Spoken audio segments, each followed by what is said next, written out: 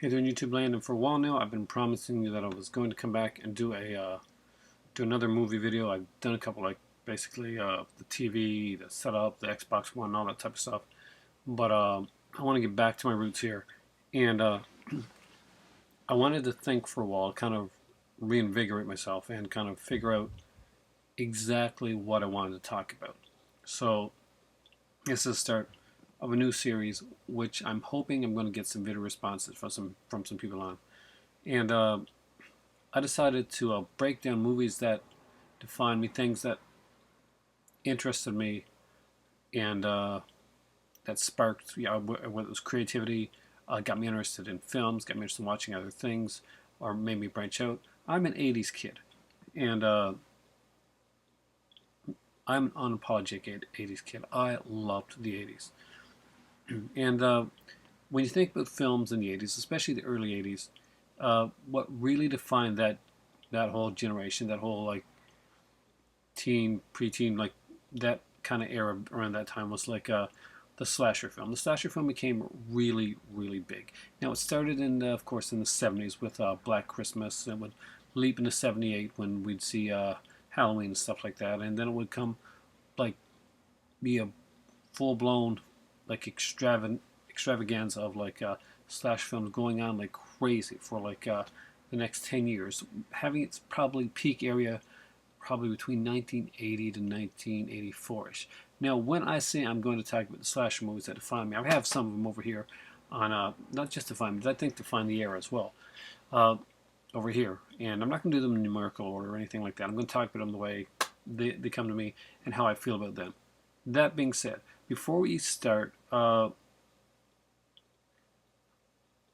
there's not going to be any Nightmare on Elm Street. Nightmare on Elm Street was more of a supernatural film. That was kind of a slasher thing.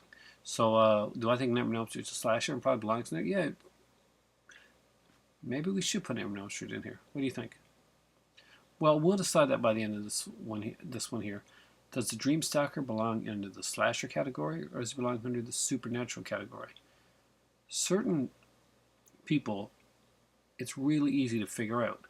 Freddy, not always as easy. It was a debate among teens back in the day in the '80s, and it became a debate later on, and it still is right now. Is Freddy a slasher? He slashes. Uh, a lot of slashers are supernatural, so yeah, we'll include Freddy there. And if I'm going to talk about, I won't get the Nightmare on Elm Street ones right now, but I'll talk about the Nightmare on Elm Street ones that I think were were the biggest ones for me when I was growing up. Of course, I saw Nightmare on Elm Street when it originally came out. It was one of those movies that kind of blew me away at the time.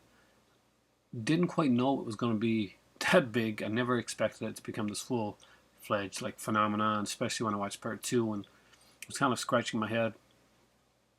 First time I saw part two, I thought it was really cool, and even at that young age, I kind of giggle at some parts of it. I didn't really think of it as like the gay film because honestly, gay and straight and all that type of thing didn't really factor into my thoughts at that time. I was just watching a movie that I thought was cool, and I'm guessing that for a lot of the people that saw the film, uh, that's probably what they thought too. And I think it was like the like years later we're watching like okay, but part two, of course, part three was when it went like mainstream. Kind of like when if you're not a slasher fan, then let me kind of mirror this to something else for you. Star Trek The Voyage Home. That's when the Star Trek films went literally mainstream. I mean, a lot of people talk to you about how great Wrath of Khan is, and then they'll talk about, like, oh, Search for Spock was okay, and now the first one kind of let them down. But honestly, it wasn't really until the fourth, number four, The Voyage Home, that the Star Trek franchise films were considered to be like mainstream, like full blown successes that everybody had to go see. Not everybody went to see Wrath of Khan. Not everybody had any idea who Khan was, because at the end of the day, not everybody watched Star Trek. But by the time Part Four came out, and the promotion and the way that it was done, it was really a phenomenon in the theaters. Too bad that didn't get followed up the way that it should have been.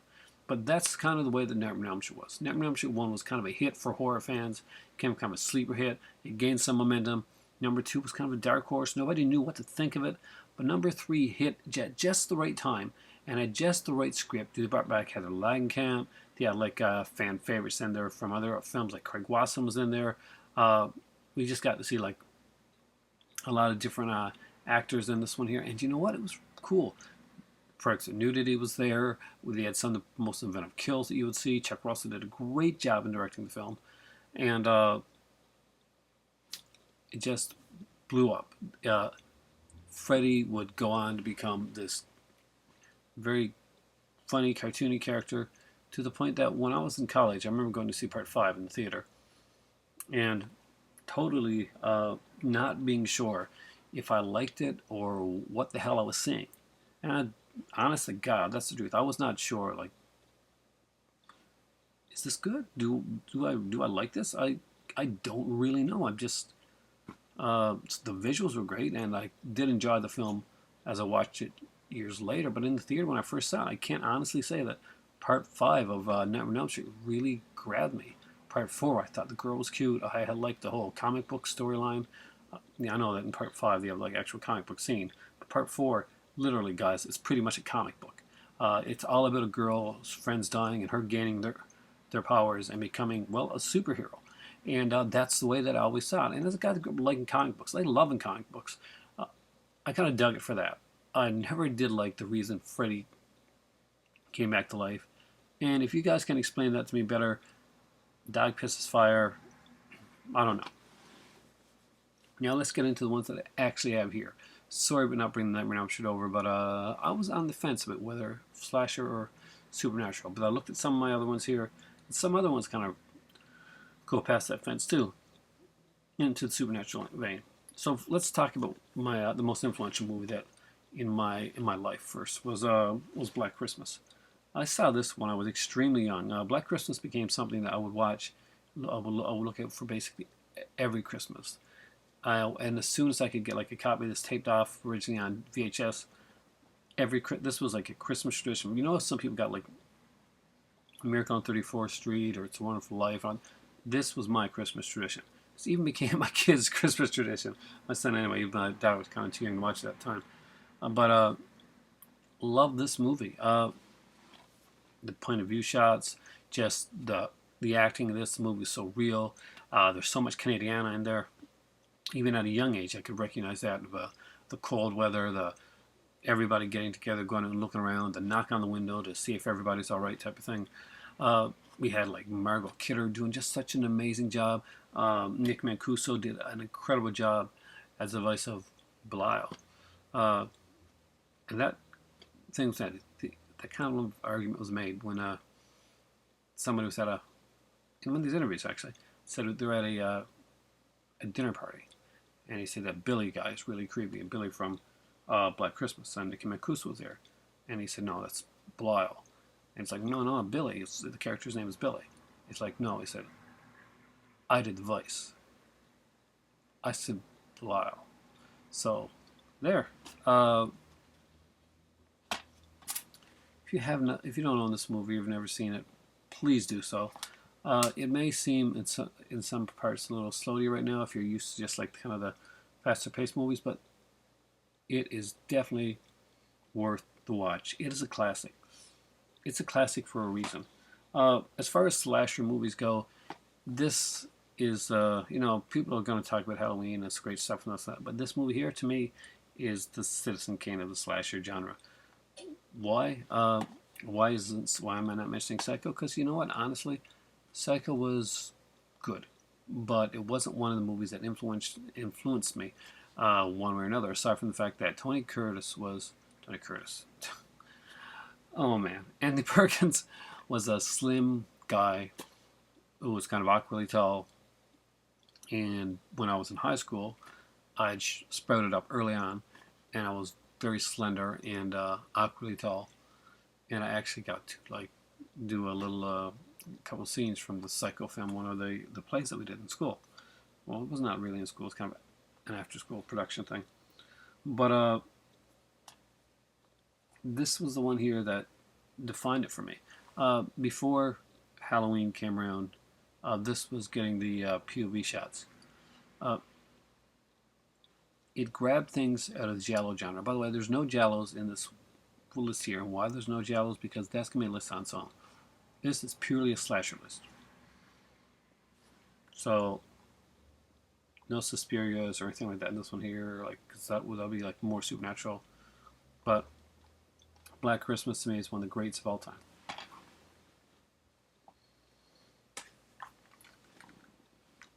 Let's put them together. Friday the 13th, the first four.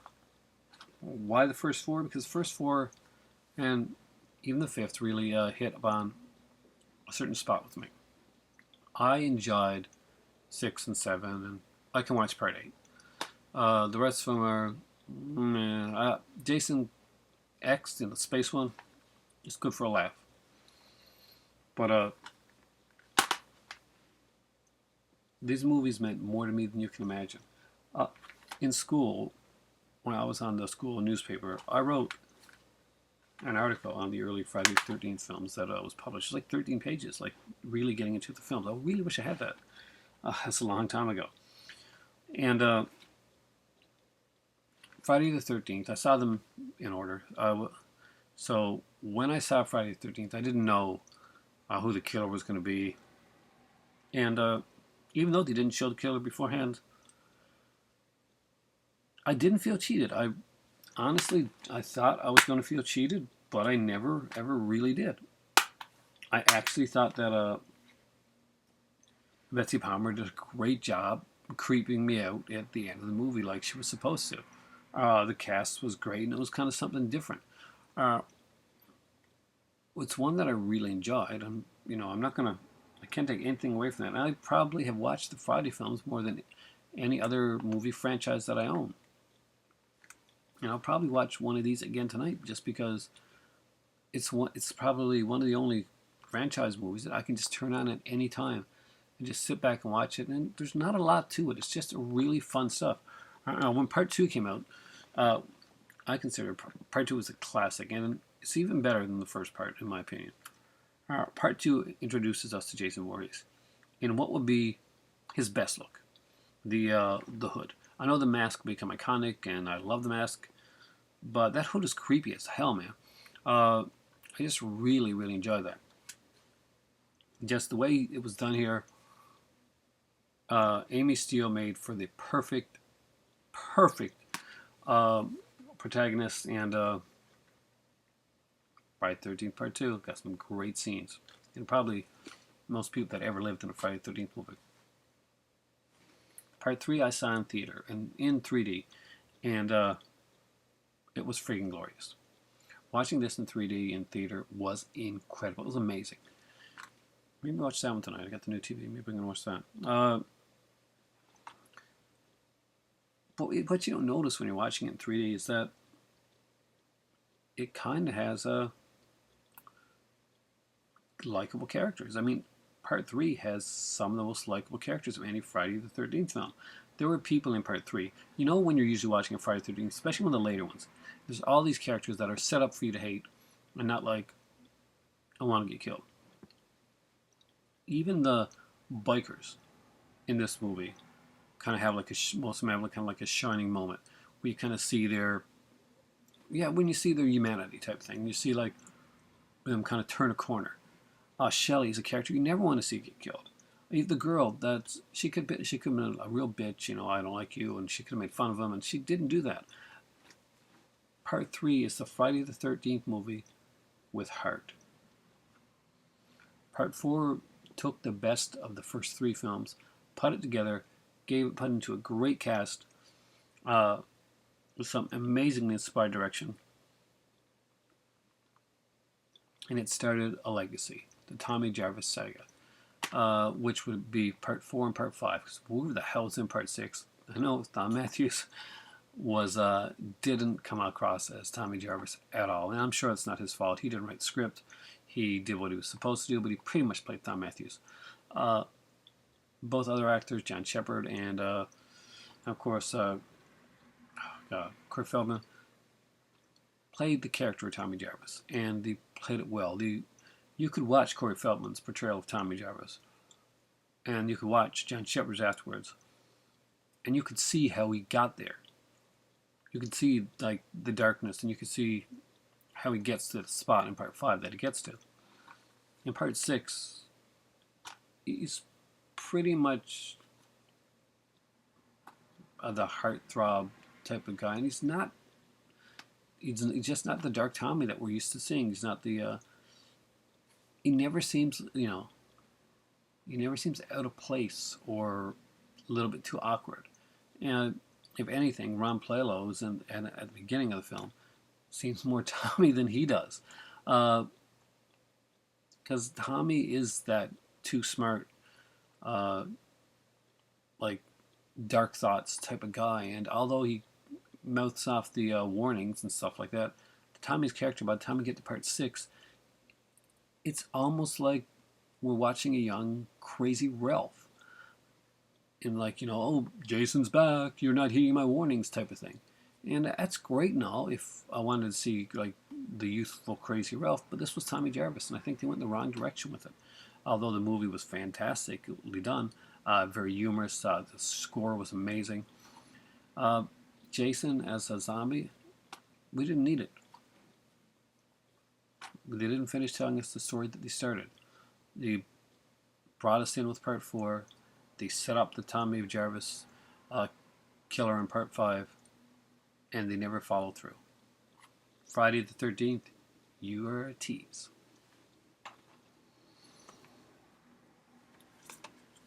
Let's get this franchise out of the way. Do I have 2?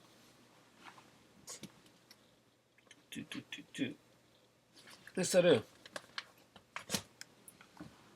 The ones that matter. Halloween,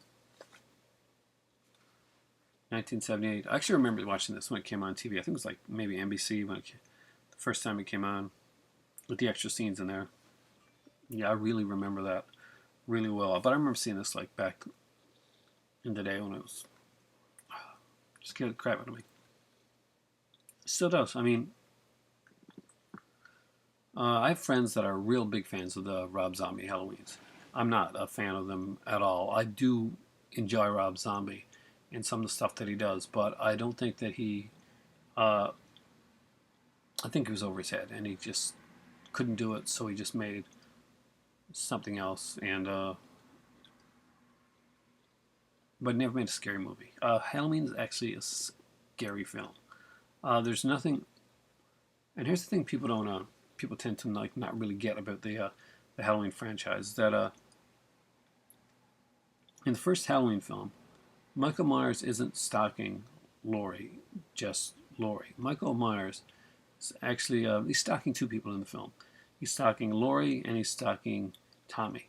Tommy, who reminds him of himself at a young age, and Laurie, who reminds him of his sister. There was no Laurie as his sister. That wasn't even thought up till a drunken writing session during part 2 that John Carpenter, to be quite honest, didn't even want to make. But part 1 was a solid film, and although we see him kind of like not there at the end, it's not meant to portray him as supernatural, or even the boogeyman line. That's just kind of meant to say that yeah, he's evil. These are your fears manifested. When you're a kid and you wonder, you get in bed and it's late at night and the light's off and you got maybe the little light on or something like that, and you're kind of like, okay, I'm going to go to sleep. And then you think, I haven't looked under my bed. Now, you stay under the covers and you try and sleep. And you think, what if something gets me? What if a hand reaches out? And then you think, maybe I should look. But the door is closed, and it's dark, and it's late.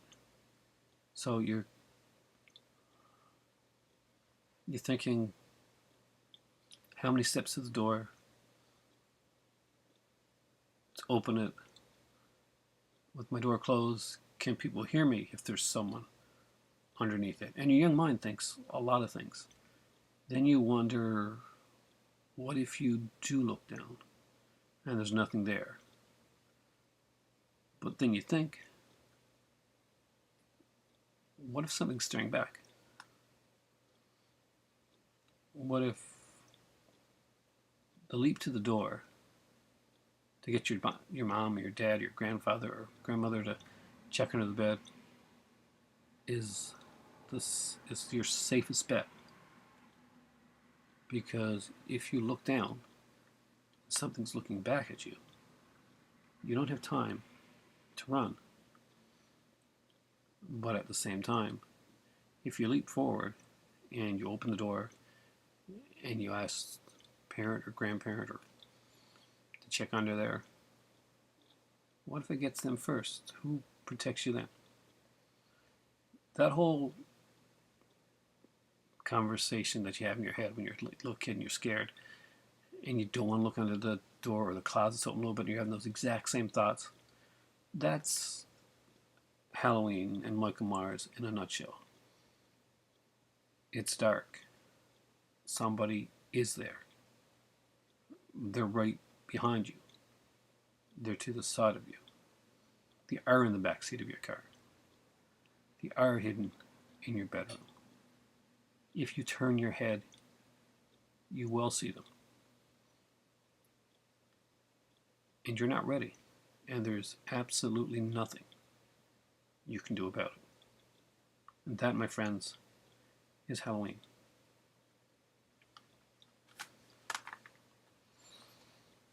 However, is not Halloween 2. Halloween 2 is pretty much, they wanted the show basically the same night. They wanted to keep it on. John Carpenter was pretty much forced to do a sequel. By this time, Friday the 13th had kind of come out. And it had upped the ante in like the blood level and the body count and stuff like that. So when Rick Rosenthal wanted to do kind of like a psychological like slant on it and just keep it like very much like Carpenter's first, so keep it very much bloodless, and there wasn't gonna be any like real, there's gonna be some like kind of just really creepy scenes, and I was gonna take the hospital thing and like just like really use it. John Carpenter came in and like did some reshoots on some scenes to basically amp the blood quantity up, to make it more modern for the films that were out there now. He got a little gun shy, and then they decided that, okay, if they're going to do a sequel, let's explain Myers a bit. And this was the first mistake they made. They tried to explain Michael Myers as they put a connection that wasn't needed there. We already knew that this was somebody that had gone crazy. We didn't know why. It didn't matter. We just knew that he was scary, he could kill, and he played with his victims. In this one here, they over-explain things. And this will be the downfall of the Rob Zombie Halloweens. And it was one thing he could have done to take it out of that, that he didn't pick up on, is that John Carpenter never really wanted to make Laurie Michael Myers' sister. And if you're going to redo the Halloween franchise, the first thing I would take out is a sister connection. It is great to see Jamie Lee Curtis in here, but it was an unneeded aspect to this film. You didn't need Jamie Lee Curtis to be his sister. It didn't help bring the story any farther along. It really did nothing for the film. There are some great kills and great scenes, and I do really enjoy Halloween Part 2. I think it's a really good sequel. But that being said, the fact that Laurie is his sister is pretty much, it's like, it's a nothing. It means nothing. And it's all of a sudden, like, Donald Pleasant's like, oh my God, she's his sister. We've got to get back to that hospital. For that one scene, you could have done anything. You could have put anything in there. You could have found out that, you could have found out, oh my God, somebody was spotted by the hospital area. You could have had something come on the radio. It didn't matter, and it seemed forced. The last in the franchise that I'm going to talk about, because this is the last early one that was actually good. And I can't put Part 3 in there, guys, because Part 3, I guess you know, it's not a slasher film. So that will be talked about in a different video. It's Halloween 4, The Return of Michael Myers.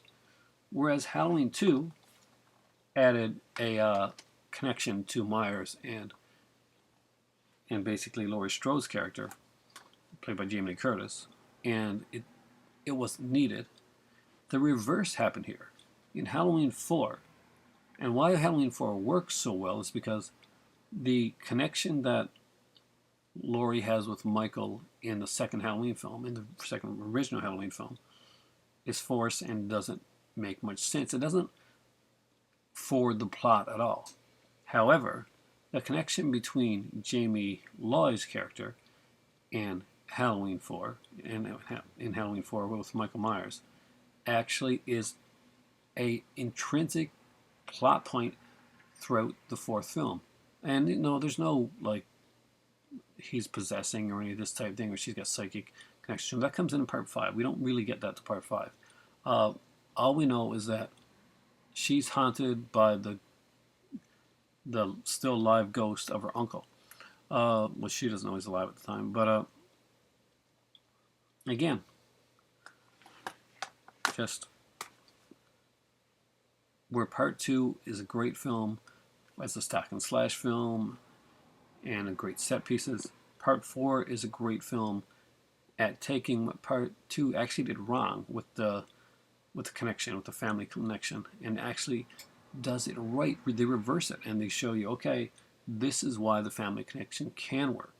When part 2 it didn't work, and when part 3 came out, it wasn't going to be. It was a completely different thing. In part 4, it does work. You do care, and by making the character so young and having like an older character that does a really great job of being a kind of like a Jamie Lloyd, become like a Laurie Strode type of character. You feel there's pathos. You feel for this girl, and you feel for her a lot. You feel sad for her. You're worried about her. You want to protect her. And Danielle Harris plays this young Danielle Harris plays this girl in such a heartbreaking way. And when you realize what's starting to happen, it's gut wrenching. It's ripping at your heart. Michael Myers is seen actually being more active a little bit in this one as well, and it gets back to the stalkerish roots. We see him kind of like taking the mask again. We see him with the bandages on in what I think is one of the most brilliant scenes in the film. We get this confrontation between Michael and Loomis, and we realize that Michael really is playing the game with Loomis as well, and he's really, really playing this game. This is a completely psychological film. There's nothing at all supernatural about any of these films until, the Runes film. The common misconception about Halloween that I just wanted to clear up while I was doing this here. Try to get through these faster, guys. Prom night. You know what? When I saw Prom night the first time, I thought it was okay. I didn't think it was great, but I thought it was okay. I liked the music. It was very kind of disco era music, and of course, who does not like Jamie Lee Curtis? And she's gorgeous there. She did the movie perfect, and her body was. Still to this day, I think she's a beautiful woman. Prom night, it's a simple story.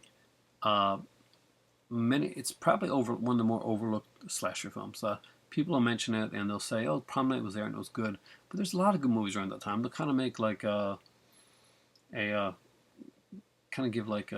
almost like they're apologizing for it, because it's a slower movie. It was done in the early '80s. Jamie Curtis was one of those ones between Halloween, some other stuff that she did. But you know what? No, Prom Night is a good movie in and of its own right. Killer has a very unique disco-y, glittery mask that you just got to see to believe, and gotta check it out. Prom Night's a fun film, and it gets all those like kind of trappings out there right away. All the horror movie trappings that you really want to see.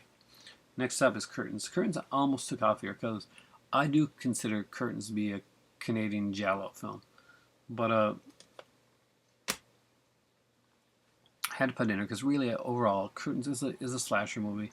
It's got the body count. It does it pretty well, and it does it pretty kind of like just uniquely. because it is such a clashing of two. You've got to see this one here. If you haven't got this one, really worth getting. The features on this are incredible. Curtains was one of those films that kind of stuck with me and scared me and haunted me sometimes. The next three here are a trilogy. And Maniac Cop, which, like I said, that's the reason that Nightmare on Elm Street actually made it, because Maniac Cop is definitely a slasher film through and through, but it does have a very supernatural aspect in the film. This is an unkillable person. He is Jason in a suit, but there's a good reason for it. Bruce Campbell and Tom Atkins does this. This is a great cast in this one, by the way. It's a fantastic film, very fast, very fun, very quickly moving. Maniac Cop 2 would continue that and do the shocking thing of like the big kill at the beginning. And I got to give a credit to Maniac Cop 3 for, if nothing else, the scene, the hostage taking scene. If you know what I'm talking about, just, yeah, that scene really rocked. That just stood out to me. Did I forget one? I totally did. I'll get it over there afterwards. Next two, of course, were on a double feature. I'm so glad they are, because though I like to see these get like really special editions because they deserve them. When a Stranger Calls, again, an early film that was remade, and Happy Birthday to Me, which please don't remake it. It's a really good film. Both these are fantastic films. When Stranger Calls, the first 15 minutes of it are extremely scary, and the last 10 minutes of it are also extremely scary. But it's really the first 15-20 minutes of the film that really grabs you. And when that inevitable call comes into her house, telling her that, get out of the house now, the calls are coming from upstairs, coming from inside the house, and we see the killer start to come down the stairs. It is one heart-stopping moment that you will remember. Everybody that sees this movie will always remember that scene and the time that they saw that scene.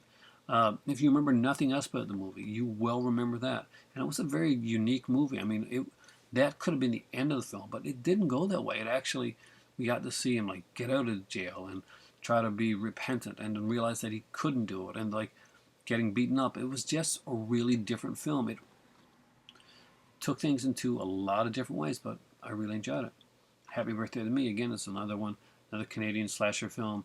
It has like, I don't know, a whole cast of characters. We got a couple soap opera actors in this one as well. Like we got Tracy Bergman, of course, is in this. Yeah, and Glenn Ford, because he always had one older actor kind of anchor it. The movie that I don't have down here, by the way, it's up there, and I forgot to take down, is The Burning, which we'll talk about in a second. Happy Birthday to Me has a really clever ending. I really like the way it was done. Some people think it's a cheat. I think it's cool. You make your own decision. Happy Birthday to Me is one of my favorites, and it's one I can watch over and over again. One of the guys in it, like dark-haired guy, is his name in the back of this? Probably not. Hey, okay, Happy Birthday to Me has Lisa Langoulis in it, who you will remember from Deadly Eyes and The Nest. So, for all you Scream Factory fans there, Happy Birthday to Me is your trifecta of Lisa Langoulis. Not sure if I got the name right there, though. Oh.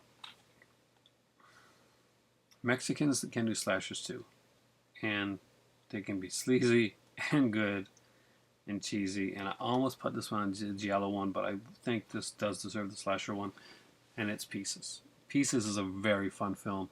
Of course, we got Christopher George and Linda J. George in here. Christopher George, unfortunately, passed away. Jack Taylor. I just love this movie. I love the presentation that Arrow Video did for this. I would love to see them do like upgrade this one to Blu-ray, but I'm not sure if they ever will. I don't want to get any other edition of it but the Arrow one. I just really love this edition.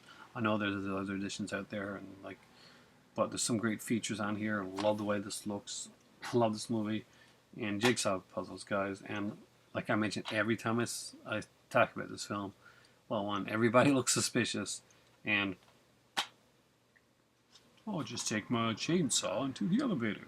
No one will notice that. Next up is Slaughter High. Slaughter High is a beast unto itself. It's one of those movies that works better the second time you see it. Because the first time you see it, basically there's a whole lot of WTF moments going on there. We don't really understand what the hell's going on and why it's going on and why this is happening. But you know what? You will understand it because at the end of the movie, the you find out what the hell's going on, and it almost hits that reset button where you're like, I think I can watch this with new eyes now. I think I can watch this and enjoy it more. It does that. The one that I don't have down there, there's two. The Burning, which was a fantastic film. Tom Savini took it instead of going back to doing the basically part two of Friday the 13th. It's just a great script. And this we get a funnel guy instead of a funnel girl. Very different, like and basically like the peeping Tom type of guy. So it goes against conventions, and it does it pretty smartly with a pretty good cast. Just I'm not even going to mention the cast names, but just go back and watch it. You're going to see some very famous names in the cast of The Burning if you haven't seen it. Check it out. Christmas Evil is one of those Christmas horror movies that gave me my love for Christmas horror. Part slasher, part Christmas happy fantasy, I guess, and completely unique and different. Did I like it? Yes. Did I love it? Hell's yes. I'm finally glad I had this in my collection because this is another one I recommend a Christmas classic for me. There's more of those coming out. I'm a big Christmas horror movie fan.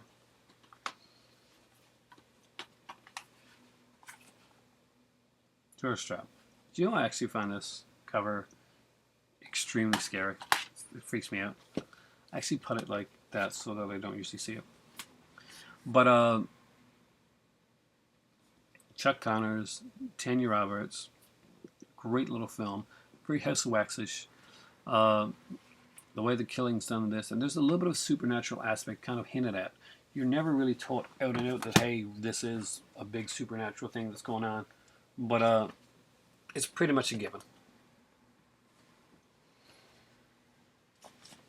And Tourist Trap is one that deserves to be owned by everybody and in that format. Don't buy the Blu-ray. Trust me on this one. Look it up. You'll see why. It's cut. Let's get to the big guy. Texas Chainsaw Massacre. A movie that was relentlessly terrifying. And many of us didn't realize exactly the immense humor that Tobe Hooper had actually placed into the film. And there's a good reason for that, because Tobe Hooper did it in a way that touched on a raw nerve inside of all of us. We've all gone on drives. We've all gone like across, somewhere basically with our parents or driving with friends kind of thing. And just like Halloween did back in the day with the whole babysitters, or like Psycho did when just for the simple things like getting in the shower, driving down that unknown road. Tobe Hooper really, really got us with it. And he did it by camera close-ups, by realistic-looking people instead of like Hollywood-looking people, by completely making it dirty and grungy and scary, and everything that would frighten us, and even giving us 9 characters like Franklin. That being said, when they wanted him to do a sequel, when he finally got down to do the sequel to the Texas Chainsaw Massacre 2, he knew he wasn't going to be topping the scare level of that one there. Plus, he also thought that people didn't get some of the humor that was actually in that film. He didn't mean to make it kind of as dark as it came out in many ways. But so he went to rectify that and to go in a different direction, kind of like Sam Raimi would do when he made Evil Dead 2 and the Texas Chainsaw Massacre 2, which is truly a dark comedy slasher film, and it really is one of those type. But it's a great one. We're introduced to some new characters. It forwards the story along, and in a good way. Some people were not impressed with it at the time. Me, myself, I was furious with the first time I saw it, because I kind of like once the first time I saw Evil Dead 2, I was not amazed by the technical effects of Evil Dead 2. I was not amazed by Texas Chainsaw Massacre 2. I was pissed. I'd seen these like basically grab your throat ruthless horror films, And all of a sudden, it seemed like they were neutered at first. I didn't get it, but you couldn't. If you can't one up it, you go in another direction. And nowadays, these movies are seen as the brilliant pieces of film work that they are. But back in the day, it wasn't seen like that. Not everybody looked at Texas Chainsaw Massacre 2 or Evil Dead 2 and thought, "Oh, this is a brilliant piece of work. This is going to be a classic." Uh, Hindsight's 2020, but back in the day, a lot of people really didn't like the films. So, what was the true follow-up for Texas Chainsaw Massacre? What actually did have the feel that Tobe Hooper made? Well, a film that not a lot of people had heard of. And I'm guessing until it came on the Black Maria's Texas Chainsaw Massacre set, and I think that's where it came. Or I know it came on the set, so on the limited edition Black Maria, something like that.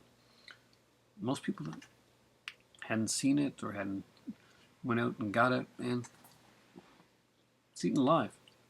Although Funhouse is a great little slasher film, I didn't include that one in this one here because it didn't really do anything that kind of defined me in my era. But Eaten Alive was one of those films that I found, and it was like those little treasures that you find that nobody else knows about, and you watch it again years later, and it stands the test of time, and it's a crap load of like big actors there, and then you don't even realize it when you're younger. But now you're seeing them now, like so Robert Englund, who plays Freddy. We got Roberta Collins, of course, Marilyn Burns, William Finley, uh, Mel Ferrer, and Neville Brand. You brilliant, brilliant character actor, you.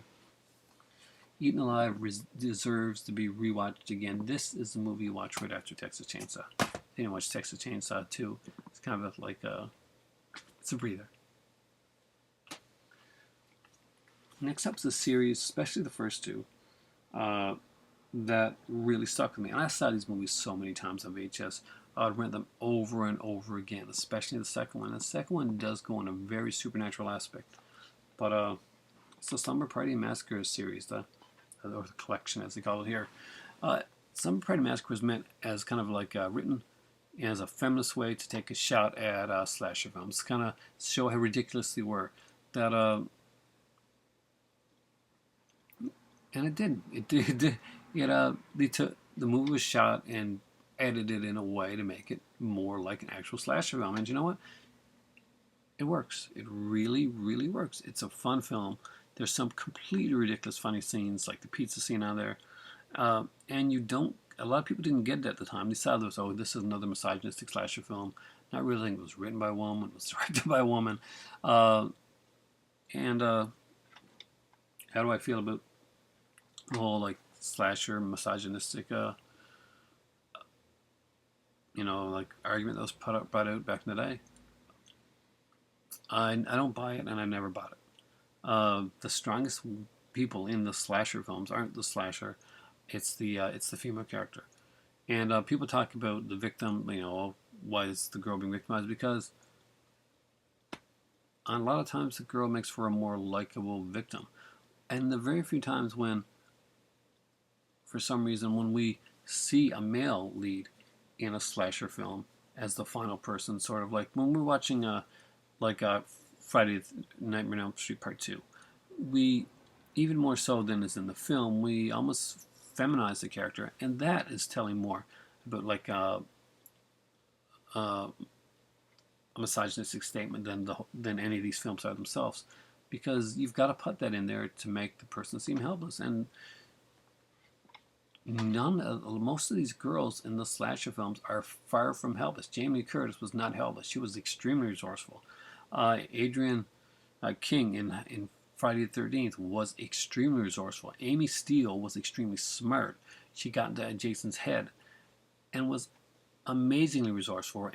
Do I see any of these girls as final girls or girls in peril, girls that were lesser? No, I don't. I think that they were above the male stalker counterparts, and at the end of the day, they showed it, and they kicked ass. Enough said. Slumber Party Massacre series, honestly, you haven't picked those up, guys, really seriously pick it up. It's a great one. My obsession with Christmas horror. It started here. Silent Night, Deadly Night, and Silent Night, Deadly Night Part 2. Silent Night, Deadly Night's a really fun film. Kind of sleazy, a little twisted, but you kind of get the joke. Nobody actually really took this as Santa killing people if they'd actually seen the movie. Most people that got upset, that's all they saw, the poster. They never watched the film. They never saw the film at all. They just added their own political agendas at the time onto this film, and it actually made the film much, much more popular, so that we get the horrific Silent Night, Deadly Night Part 2, which is a classic in its own right. It's very in a troll-like way. This is one of the classic riffing films. This is a film you will have fun with. You will not be bored. You will be watching it, laughing your ass off, and having a great time. And usually, movies like Silent Night, Deadly Night 2, The Room, Troll 2, movies like that are usually watched with a bunch of people. These are movies that actually bring people together to want to watch them in a crowd, want to watch them with friends, to want to see it with other people, because you can't believe what you're seeing. You want to get the reaction of other people and what their thoughts on it is. And you want to have a good time with it. And as far as the slasher films go, these were ones that really brought that into me, that slasher movie, the horror movie, wasn't something. And here's the thing, unlike a lot of the horror movies that are done nowadays, this wasn't meant for one person watching at home or anything like that. This was meant for a bunch of people with some chips and dip. Oh man, I miss chips so much. It's been a month since I stopped using them. And some drinks, and they're watching the movies. They're having fun. They've got their friends around them, and it's a great night. And the slasher movies were the movies, the 80s movies actually were a whole like decade of that. Check them out. This may be one of my favorite slasher movies of all time. Way, way, way underrated. Definitely not talked about enough. And it seriously should be. The House on Sorority Row. Not at all like the remake Sorority Row, which I do enjoy for cheesy fun. But this one has a great cast. It's a very, very solid storyline. There's one that I don't have that would definitely be in this collection that I'm showing you right now. And I'm going to mention it right now before we get into this one. It's called The Initiation with Daphne Zuniga. If you haven't seen that, you really should. It's a really good slasher film. I really want to own it. I don't right now, though. House on Sorority Row, though, Institute Special Edition. I know there's a Blu-ray out there as well. But I just wanted this one. I just love the look of this movie. It's just so fantastic. We got the bitchy sorority, the horrible thing that happens at the beginning, and kind of a tribute, a homage to Black Christmas. Maybe that's another thing that made me like this movie so much, because it does everything that should be just basic stuff, just, standard fare, and lifts it up a bit. It actually does. It lifts it up a bit. It's about as bleak as Black Christmas. It's very much akin. Watch House on Sorority Row. Watch Black Christmas. Those two together. Those are two good ones to watch together. The original Black Christmas, 1974, and the House on Sorority Row. I think they both are very similar in style and tone, and they do great jobs with what they do.